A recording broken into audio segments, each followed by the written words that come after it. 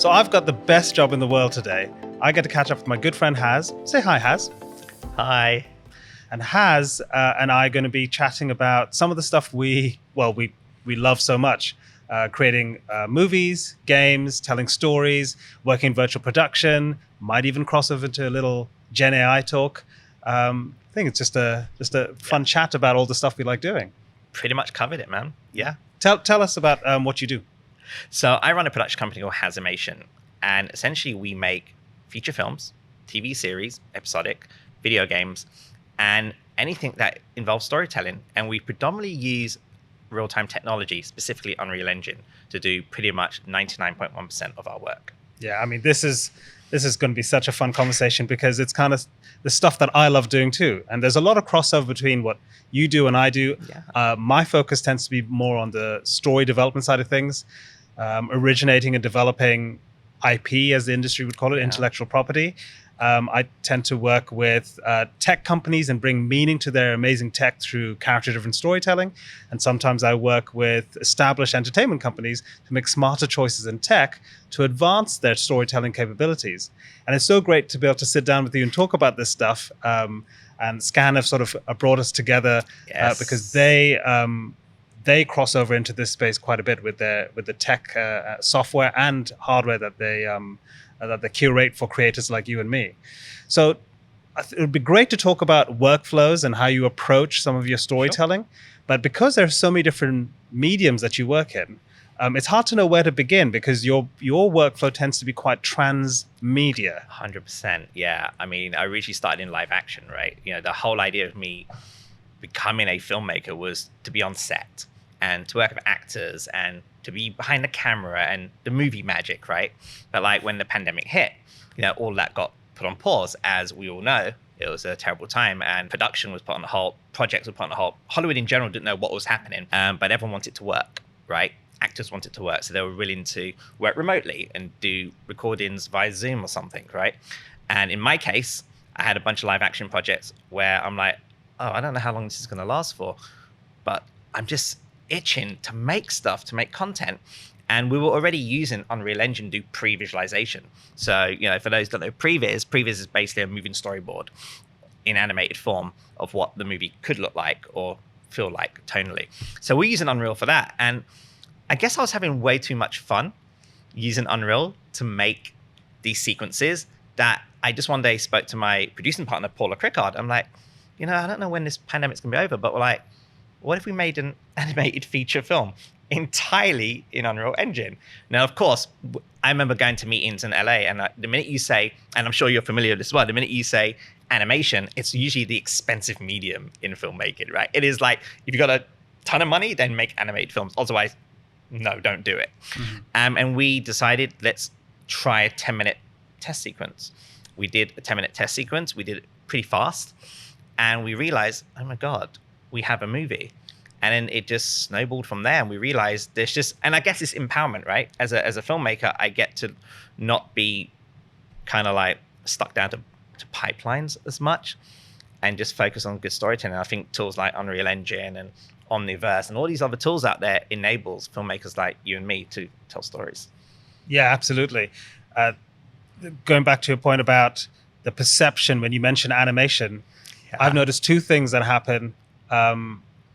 One is when you mention animation, immediately executives tend to compartmentalize the storytelling. They're like, oh, animation, okay, that's a bucket that's over here. And it's generally considered a family or children's entertainment medium. I think some of those preconceptions are being challenged by shows like Love, Death and Robots on Netflix, or even some of the Adult Swim stuff that's been going for ages.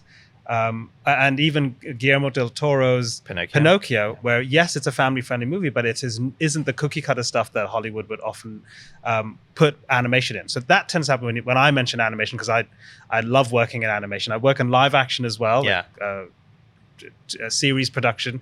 But right now, I'm working on an animated show, an independently created animated show. So that stigma tends to happen. The other thing on the cost side of things, because animation historically has always taken so long and it needs an army of people to create, there's, again, a preconceived idea, as you said, an expensive element. Tool development as well. Like a lot of Yeah. these, like, you know, like places like Pixar and DreamWorks, you know, they're well known for like having their own proprietary tool set, right? Even places like ILM and stuff, you know, who made like, you know, films like Jurassic Park and so on.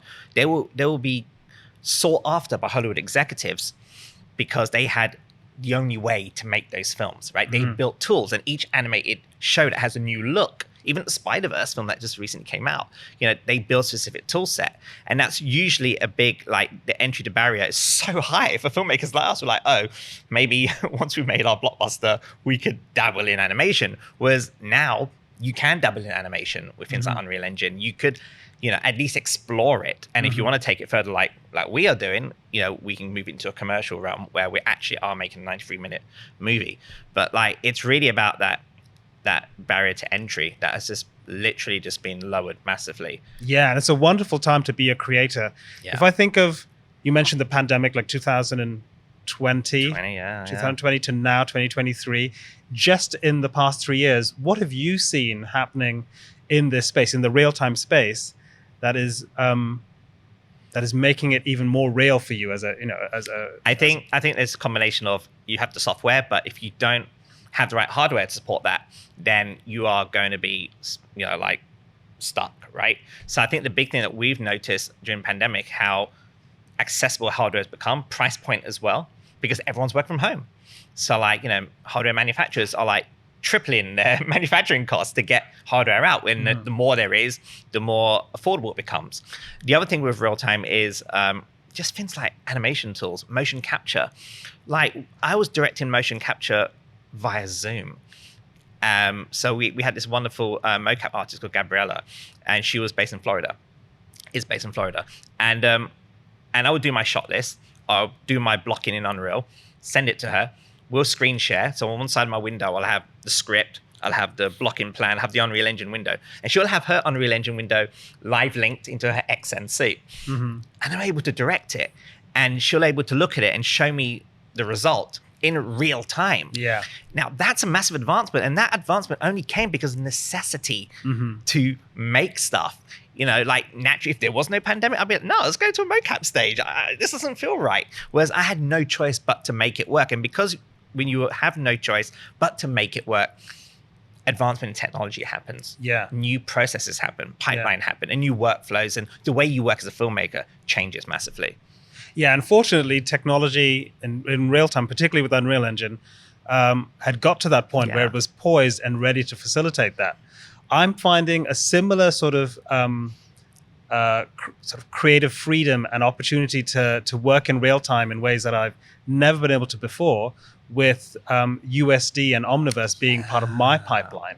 So for those who aren't aware, USD, Universal Scene Descriptor file format. It's more than a file format, but essentially it's a system created by Pixar. It's an open source system that allows a smarter 3D workflow than before. So, you know, historically, file formats for 3D have been things like FBX and OBJs that have been around for ages, and FBX is still used heavily in the industry.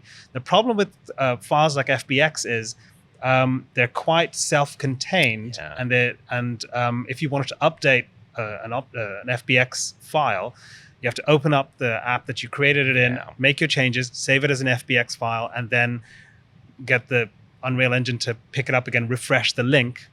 What's nice about USD is you can cut out that whole process.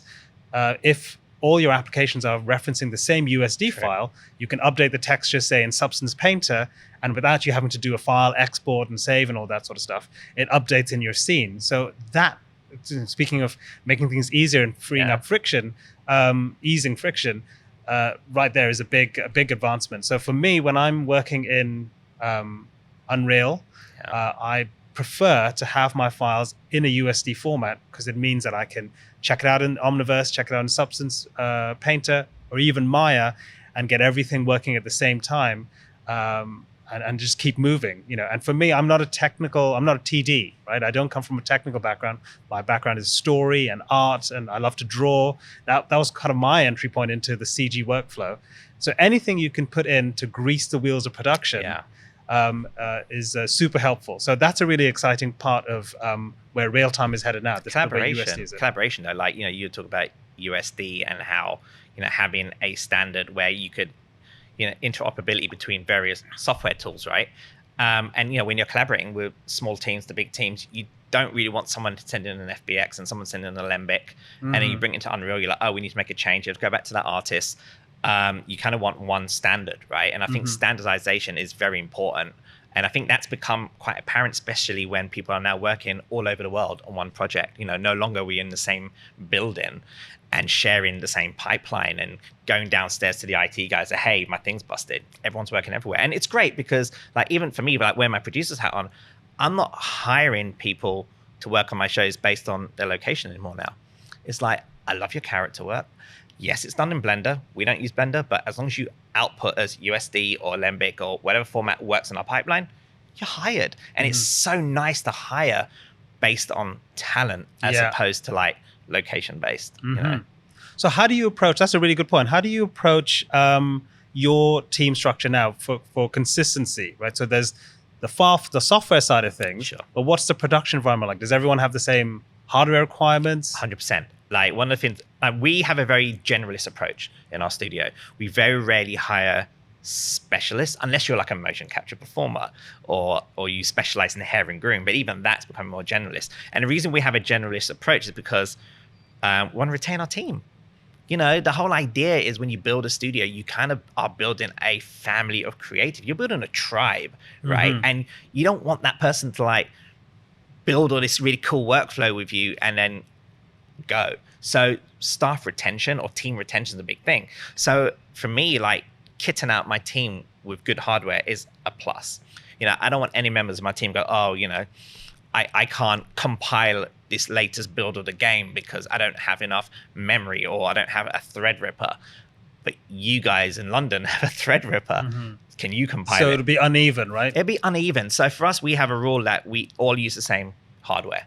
Like we buy it from Scan, and and for us to have all the hardware from the same place, same technical support from the same place, built the same way. So like if someone's machine is broken, first off, any one of us on the team could most probably fix it within a couple of hours. If it's a real hardware issue, then we have that one place that we bought the machine from, Scan in our case, and we just get on the phone and say, hey, fix it. It also means that if in a team environment, it doesn't have to be broken, but someone's got an issue that they've got to troubleshoot, that they're incapable of fully troubleshooting on their own. You've got the exact same environment that you can try and replicate their results, right? Because it's the same drivers, same hardware, 100%. Same kit.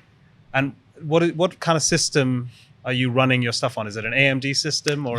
I mean, we recently made the switch to AMD mainly because of our game development. Like, we originally we still work with NVIDIA. Like, all our animated films. Our first animated film was all done on, in fact, fun fact, dude, our actually animated film Rift, which is coming out probably later the year, that was done firstly all in Unreal Engine, Final Pixels, but it was also rendered out entirely in one Scan 3SX machine with an A6000 NVIDIA card. Wow. A full feature film. That's 93 minutes, 4K, EXR 10-bit rendered on one machine. Amazing. And again, not by choice, because we were limited with budget. And as a director, I was also editing. And it was our pandemic movie, right? So we didn't have like access to a render farm at the time. But it just shows you like having a really solid system that's not only doing all the Unreal Engine work, doing all the editorial, doing the deliverables, and all rendered on one card. And I'm still using that machine today. Yeah. Right? Wow. So you don't need a render farm. That old paradigm is being challenged, right? If you're an indie production, you don't have to factor in a render farm's cost. No, I mean, obviously there's a pros and cons of that. I mean, when we obviously render on one machine, we optimize the hell out of our scenes. We don't have everything cramped up to 100% anti-aliasing. We do test renders if it's good enough. We make sure our sampling is correct. Like, so, all the noise on the face, we make sure we crank up the sample rates for those specific shots. But if you got a wide shot and you got a couple of guys fighting and it's motion blurred, I'm not going to go to town and get a perfect sampling on that because it's freaking motion blurred, right? So optimization is a big workflow. And again, understanding your hardware. So it was one of the reasons we switched over to AMD for our games development. So we did a spin-off video game while making Rift because we're a sucker for pain, as if we just didn't have enough work. It was a test. Originally, it was a test that I wanted to animate a car chase sequence. So when you see the trailer, you'll see the car chase sequence. And we're not animators.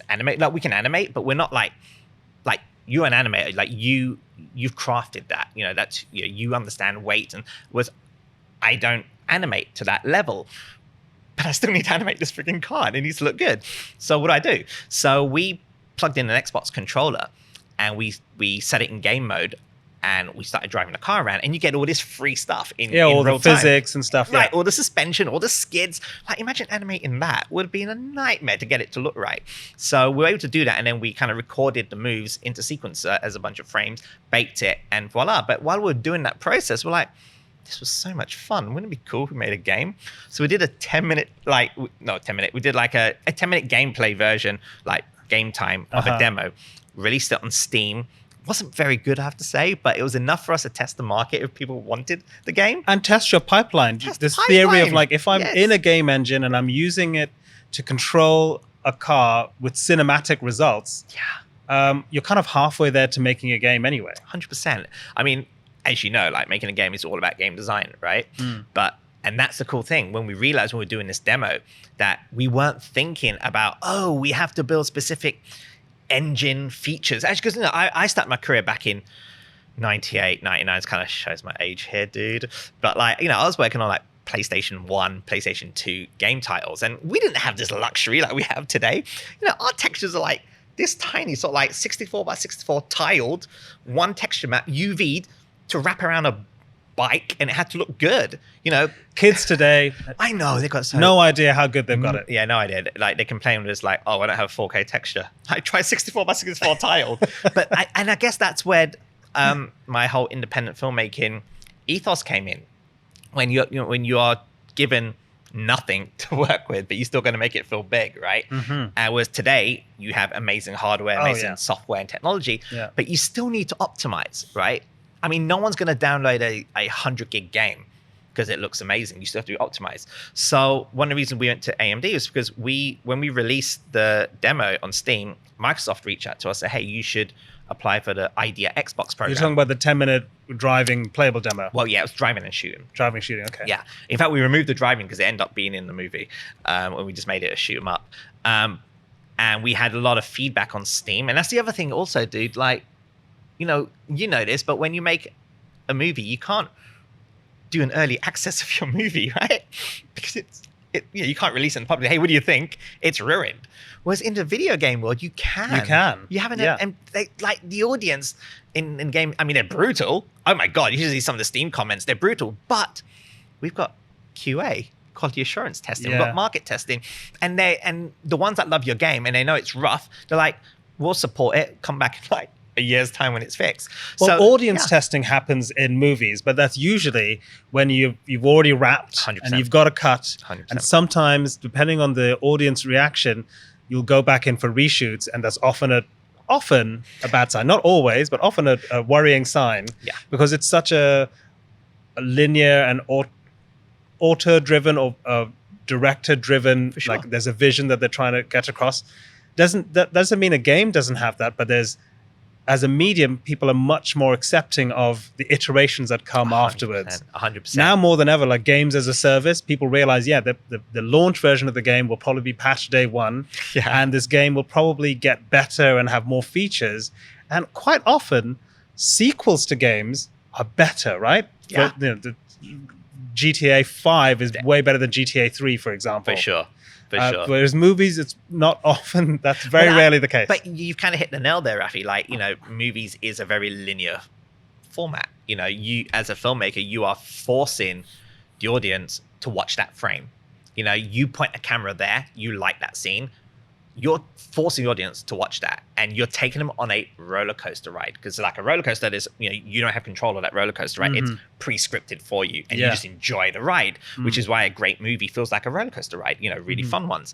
Whereas in a video game, it's not like that. You build a 360 environment. You have no control if that player's going to look over there or look over there. So every single thing has to be built right. You kind of set the sandbox experience, and it's the player that kind of unveils that for Yeah, you. they've got the what do you call it? The agency over the character. The agency. Yeah, 100%. and it's even worse if you're creating a VR game. I say worse. I mean, it can be nice for the player because they have even more freedom, but there's really nowhere to hide your game design in a Absolutely. VR game. I mean, I've seen stuff that you've been posting, dude, like where you're creating in VR, you're painting and sculpting in VR. Like that must be really interesting because I work in 3D, but I still can't imagine being in that 3D space. What's the difference between from an experiential point of view? Yeah. Well, it kind of came out of necessity because I'm not a TD. I don't come from a technically trained 3D background. I don't really enjoy, and I don't find the typical 3D modeling process intuitive, keyboard, mouse, or even with the stylus via a 2D screen, because I'm always negotiating the camera. And if I'm trying to rig something to draw bones actually through a 3D model, I'm always drawing the bones in the wrong place. It's just not intuitive for me. But with VR, it means that a lot of those technical barriers are significantly lowered for me because it feels like an extension of drawing. And I've drawn my whole life. And drawing at my drawing table, 2D artwork, I feel connected to the artwork because I'm using a pencil. It just feels natural to me. Yeah.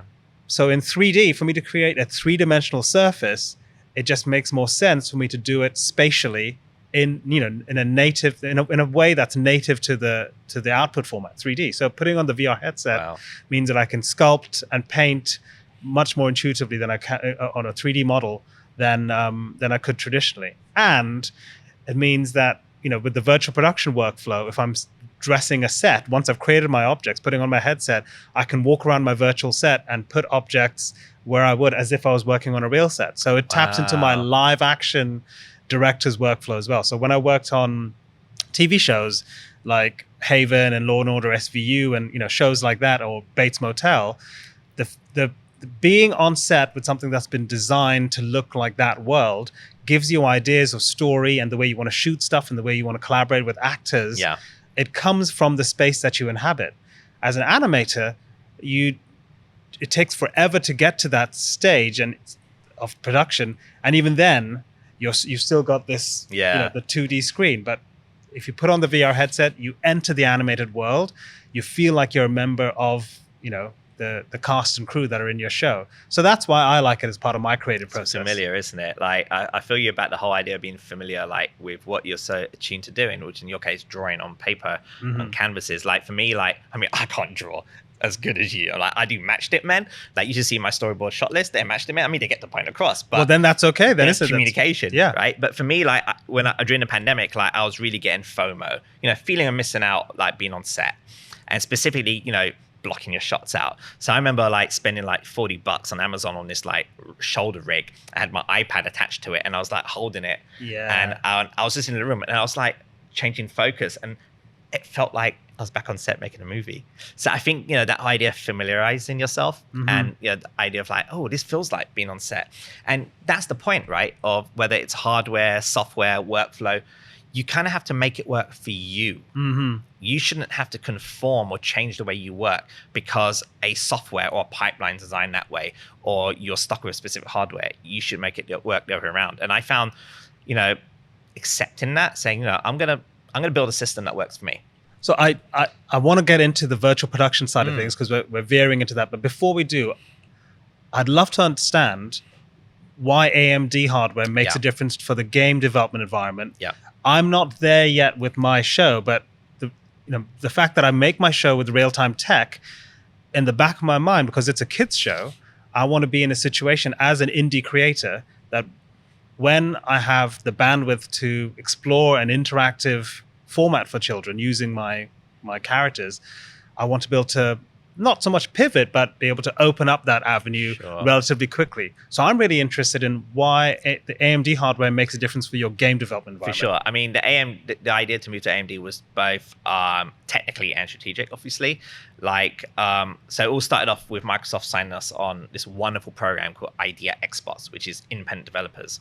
And basically, you send them your demo, you send them your pitch, and they look at it. And if they like it, they provide you with, get ready for this, development kits. Now, for those of you watching, who've been in the games industry you know how hard it is to get dev kits, right? They're extremely expensive and very hard. And that's what we talk about, the barrier to entry, right? To make a console game, like, oh, I can make a PC game. Ooh, a console, that's like for the big boys, right? Whereas I have dev kits in-house, right? So, and those dev kits are AMD powered. And then we're looking at making console games. So our whole business model is creating premium level console games done in our efficient indie pipeline, right? And if you look at the consoles hardware like PS5, it's AMD chipset. You know, Xbox, AMD chipset. We only have 2 dev kits. We can't afford to buy a ton more. So for us, we have our PCs built with AMD hardware to kind of replicate what those consoles are, so that we are developing for the target hardware. That is the reason why I went to AMD. But of course, as we started using the AMD tool sets, we're like, oh my God, like not only is it really fast and everything, it comes with software that allows you to tweak the settings. I'm not just talking about overclocking here. I'm talking way more than that. Like tweak the settings of the way, how much reflections are showed, how much shadows show, and kind of mimic what the target console would be. In our case, it's the Series X, right? But we may have to do a Series S Xbox version. And what do we get? A Series S dev kit? No, you want to tweak a machine. So we found that AMD hardware is very attuned to working in game development more than other cards that we found. Okay, cool. That's interesting. Good to know. It makes a lot of sense. Of course, they're AMD based consoles. Absolutely. But you know, it's funny because like back in the day, like it was always NVIDIA, right? You know, even our early demo was done in the NVIDIA RTX. You know, it had the RTX setting. But now I think, you know, you have the choice. And I think it's important for creators to have a choice. Yeah. And I think, you know, manufacturers, software developers, everyone, there isn't that crazy, you know, that kind of like that space race kind of vibe where who's going to have the best card, who's going to best software. I think you're going to find everyone's doing crossovers. Every PC has a mix of various hardware from different manufacturers because the creators have control to tailor the hardware they want. Yeah, and it's driven by your use case as 100%. a creator. Yeah. And that's analogous to where you put your effort in, even in a live action shoot, Sure. what your most important shots are. So the way you would light a close-up in the real world with the real actors, you're going to go through a lot more effort to get the shadows soft and get the framing right and use the right lens for that. Whereas a wide shot that goes by in like a couple of seconds, or an action sequence where you know there's a whip pan involved, right, or the story point it's less about the emotional impact of the actor. Intimacy. Right. Yeah, exactly. It's not about the intimacy. It's more about the spectacle, right, and having a visceral effect on the audience. Yeah, you would cut your cloth accordingly, production wise. It's interesting you said that though, because you're like, so far what we're talking about, we both keep referencing live action. We reference cinematography, specifically what we just talked about. And like I always get people asking, like, how'd you get this really cool shot, Haz? Like, why does it feel like a movie? I'm like, study photography. You know, you don't, you know, having good cinematography in your Unreal Engine sequences isn't because we're using Unreal Engine, we have lumen lighting, right? And we have a virtual camera. No, you know, you need to go back to basics. Yeah. Understand what makes a good shot. Understand lighting. And we're just talking about how you light in real world. Well, it's no different to how you light in CG as well. You still need your 3-point light. You have your fill light. You have your edge lights. You have additional lights for the eyes to give it life, you know. And I always find that, you know, people tend to miss that, especially new upcoming artists tend to miss the fact that look at what works in live action, traditional, because all of that still works in CG. And even people that are been in the industry for so long, like especially like people that work on set or cinematographers specifically, they're like, oh, are we out of a job? Absolutely not. No. We need your expertise, your experience of how you light a shot and convey that in a real-time space, which is why, you know, tools like Unreal, you know, if you look at the cameras, you look at the lighting, it's all based pretty much close to real-world lighting. Of course, yeah. I think what's often been the barrier for people in other disciplines to embrace the CG workflows has been the tool set or just the interface feeling quite alien. So if a camera op is used to moving a physical dial and a physical camera around, to then switch to a bunch of switches and drop-down menus, it feels very alien. But with XR tools, with iPads that you can track through space, and with virtual production, that gap is gradually becoming non-existent. And I think that's really exciting because obviously, like I keep saying, I don't come from a TD, I'm not a TD, I'm not a technical artist, but my skills have always been transferable. It's just the interface and the way software and hardware was designed felt like a big barrier. Yeah. But if I put on a VR headset, I'm using the same muscle memory that I have as someone who draws or sculpts in the physical world, in the real world, but I'm bringing it to the digital space. Same with virtual production techniques. Yeah. What are some of the things that you're noticing on set when you work with virtual production tools? I know it's a big umbrella term, virtual production, and I'd love to get into this as well. A lot of clients I work with think that it's a magic bullet. Oh, we'll just get an LED volume and that'll sort all our problems out. And it really isn't the case at all. No. Virtual production covers a whole wide range of stuff. 100%.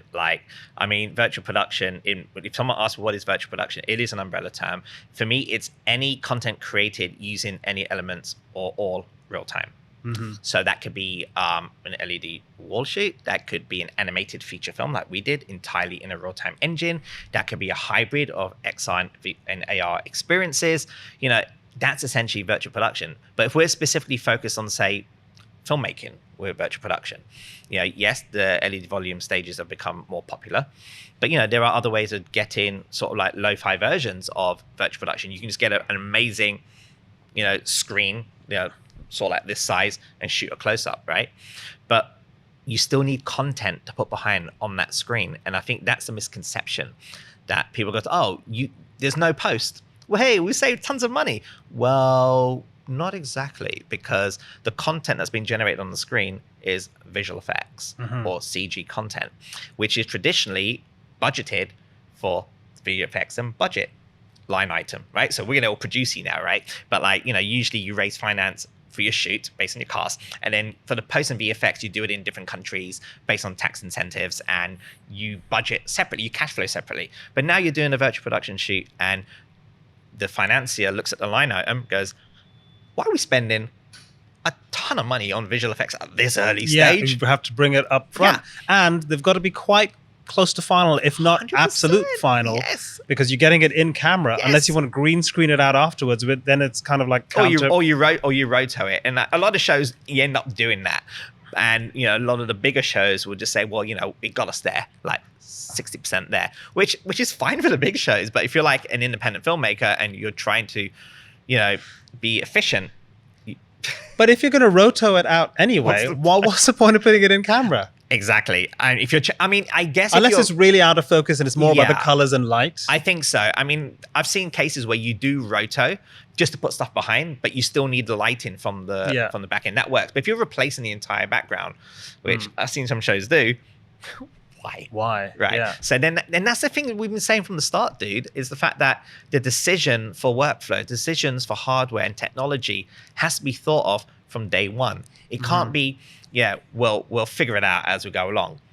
There is no excuse for that. Like if I wanted to, we're starting our next animated film. We got our next movie greenlit, which I can mention. It's called Mutant Year Zero, based on a video game IP. It's going to be done on Unreal Engine 5.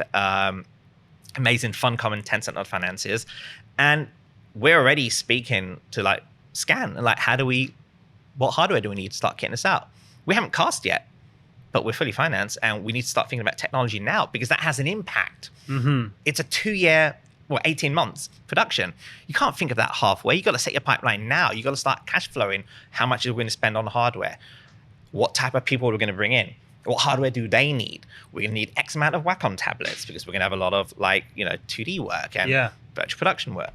And it's wise to lock that stuff down up front, not just the hardware because you want to standardize across your whole team, but your software environment as well, right? Because 100%. You don't want to be changing engines halfway through. No, do not update mid-production. So tell me why. Why is that a bad idea? Because you know what? My animated show started off on Unreal 4.27. Okay. And I know I need to move to 5, but what are the pitfalls of moving to 5? Okay, look, there's a yes and no. Yes, you can technically update your software halfway if you wanted to, but be prepared to go into your Unreal scene and check for things to be broken, because at the end of the day, it's a game engine. It's constantly in development, right? The reason why we didn't update. So we started in 426.2. Shows you how long ago we started. I think it's October 2021 or something. Actually, October 2020, we did the first test, actually. But we didn't update because we had landed all our financing in place and the train for film production has started, which means that we had a deadline to hit. We knew we had to get the movie finished at this time in order to hit the sales market, like the EFM, the European film market, and the AFM, the American film market, and all the sales and distributors.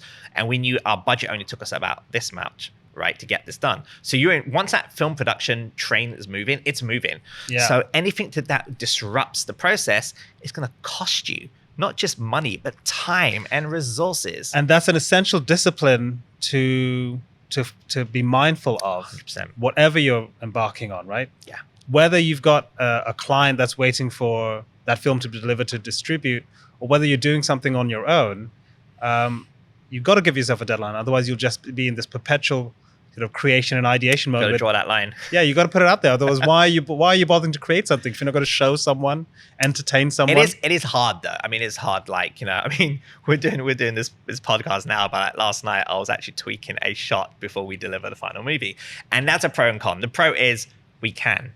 Right, we can get it to the point as the best that we can. Whereas conventional approach to animation, like the Maya, the Houdini pipelines, where you have tons of lighting, compositors, especially compositing, right?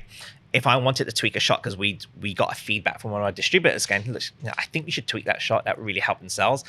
Conventionally, you're like, yeah, it's done. We'll get it right in the next one because it's done. The post house is closed. You don't have any money left. All your animators have gone. You're done, right? Whereas we're in real time world, I just open up Unreal Engine, do the tweak, hit render, overwrite the frame because it's final. Overwrite the frames. It's final pixels. There's no compositing. It's what you see is what you get. I don't change the lighting, so the color grade is fine. The color is just not going to murder me. It hasn't disrupted our deliverables yet. As a filmmaker, I'm not going to be squinting and when I'm watching it on like a streamer later in the year, thinking, oh God, if only I got that right. So there is that. But then there's the con where not every filmmaker is as disciplined as us, right? And they were like, no, it's just not ready. It's just not ready. It's just not ready. You make us sound super disciplined, which of course we are. I guess that's experience though, right? I think a lot then. I think when when you've been through the process where you've had to let certain shots go and you're like, damn, but now when you have the option to be able to update stuff so, down to the wire, you feel like you have a lot of responsibility there. It's like, this is, I guess if you're a filmmaker that's emerging now that hasn't had to go through the old way of working, it seems just like par for the course. But I'm so grateful that we have that ability now. And even versioning, the fact that you could, a couple of things I'm interested in from an animation point of view is replacing graphics within the engine, like signs and stuff, so that it's localized to the audience. And even replacing lip sync when it's dubbed.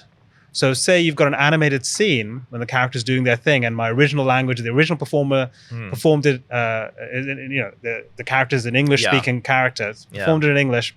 To then get it dubbed, if I can shoot the recording session with the dubbed actor in whatever language they're dubbing in, with the iPhone camera there, it means, in theory, I can take that facial animation and just replace it on my original. And you might think, well, is that really necessary? Because there are dubbed movies everywhere that have lip sync that doesn't match the new language. But that's where we talk about AI now, right? Right. That's where AI comes in. Yeah. Like back in the day, you would have to reanimate those mouths. Like, for Rift, we use iClone, which is a phenomenal piece of software that, that plugs into Unreal seamlessly.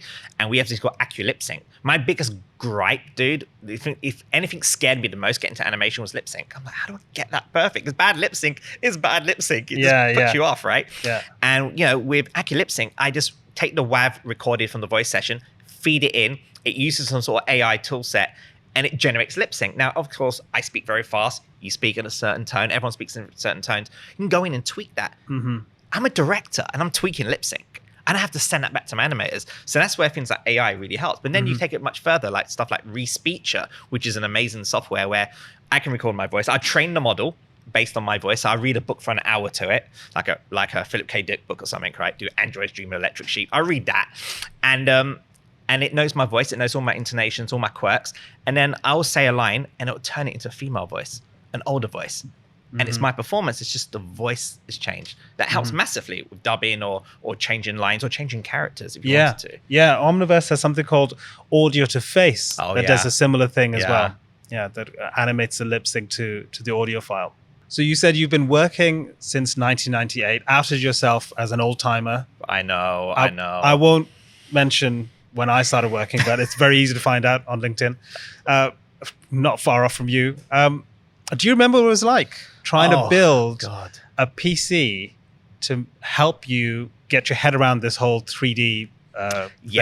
I remember building my first Pentium 75 computer, and I would go to the computer fair in Tottenham Court Road and buy all the motherboard, the case, the RAM, the graphics card, and the CPU and the monitor. And then you go back home and you're like, and there was no YouTube back then, by the way, so I couldn't go watch someone build this thing, right? I'm like, okay, let's figure this out. Okay, the RAM goes here, and you plug it all in, and you put the computer on, and it's beeping. Oh, RAM entered wrong. Or I haven't grounded myself, so I'm shorting up the motherboard, and you go back to the thing, this thing ain't working. Like, because you shorted it. It was painful. It was scary. Like, every time I built a PC back then, it was like, I hope it works. Whereas like today, I don't have to worry about that. I've got like people that do this day in, day out, and you just need to tell them what you need. Well, what you want to do, right? What you want to do. So I was slightly more sophisticated than you. I would order my parts online, and I'd read about, again, the help that you would get would be on forums, and you'd try and follow advice from randoms who sound like they know what they're talking about. And I'd try to match components that, again, a random person would talk about online. But I'd order from a site called Scan, same Scan that we're talking about today. And they'd get all the components would be shipped to me. And I'd assemble it myself like you. I'd try to follow guides online, but it was through forums. And I'd never know who was giving me the right advice.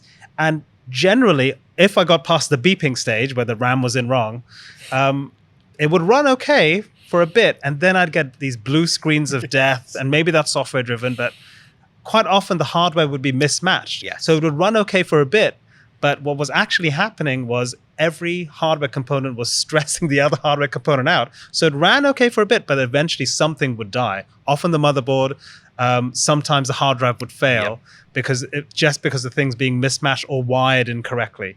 And I never really got good at that, but I sort of suffered through that for years.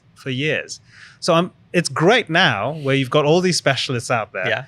And like you say, you just say, what is it that you're trying to achieve? This is what I need to do. This is what my project is, what the goal is. And then they go off and think about it and then come back with a recommendation. Right down to the coolants as well. I remember like when we got the machine to work on Riff from Scan, and I remember the first thing I noticed, being an amazing Pro Art motherboard and everything, was the amount of fans that were in there.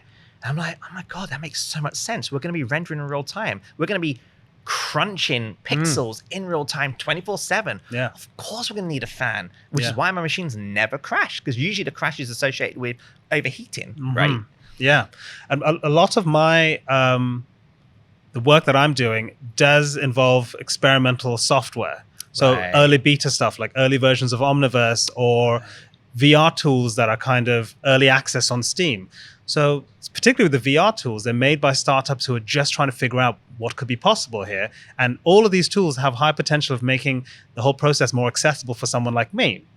But it comes at a price, which is it could be unstable, the software. But I never have to worry about the hardware being unstable. I've been using my 3XS system for a couple of years now, and touch wood, it's like rock solid. That never fails. The software can be all over the shop, and sometimes the experimental stuff is par for the course. But it's so great to know that that big variable there, the hardware environment that you're producing your show in, is the most reliable thing. Do you remember when you had to reformat your machine every like couple of months because it's a crash, and you go into like safe mode, right? Safe mode in Windows to reformat your drive. The defragging of the hard drive ain't gonna cut it. Like my 3XS machine at home, the one I've been using for Rift for like, God, just over 2 years now, right? I haven't once reformatted at all. I've updated drivers, of course. That's what you get with Windows and graphics cards. I've never had to like reformat. And yet this thing is cranked out an animated feature film entirely in that machine. Yeah, it amazing. just shows you, like, you know, talking to the right people to build your machine. Yeah. It gets rid of the headache for a start. Oh, yes. But then it pays dividends, man. Like, you've got a super reliable environment 100%. to tell your stories. So, Haz, this has been an awesome session getting into, and we can keep. I feel like we could go on, dude. And I think maybe we should in future podcasts like this. 100%. Just to wrap up, what's next for you? We're halfway through 2023. What's kind of got you focused right now? Well, the animated film that just got greenlit, as mentioned earlier, that's our big focus now. We are prepping for that. That's a bigger team than Rift. And I guess that's the thing, each project you do, you get bigger, more ambitious, more people come on board, but you set a pipeline up that keeps getting involved. We're working on a video game cinematics. I'm directing the cinematics for this game for this tiny movie you might have heard of called Dune, which involves like sandworms and stuff. So I'm directing cinematics for that, which is amazing. We're working closely with the amazing team at Funcom on that, which I think they released a trailer for the Games Award in January, so you can check that out. So we're doing that, and we are developing a bunch of video games. Obviously, Max Beyond being our offshoot for Xbox consoles. We're doing that. We're actually releasing a Fortnite game using UEFN, Unreal Engine Fortnite, which has been a massive game changer for us. So if you follow on Instagram, you'll see I've posted stuff on my Instagram showing me running our Fortnite game on a PlayStation 5. I still get butterflies thinking that, right? So we are heavily involved in that. And obviously we're looking at AI. We're looking at Gen AI specifically on how we could help facilitate our storytelling and our creation. But dude, there's just so much happening. And it's just a great time to be a creator. Absolutely. Absolutely. So a quiet one then for you. Yeah, it's going to be a nice quiet one this year. Well, thanks a lot, Haz. Thanks, man. It's been good chatting to you. Thank you.